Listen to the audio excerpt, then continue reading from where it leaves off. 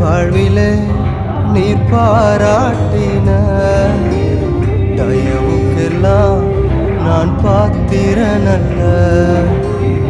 இதுவரையில் நீர் தாங்கினதற்கு எவ்வளவும் நான் தகுதியும் இல்லை.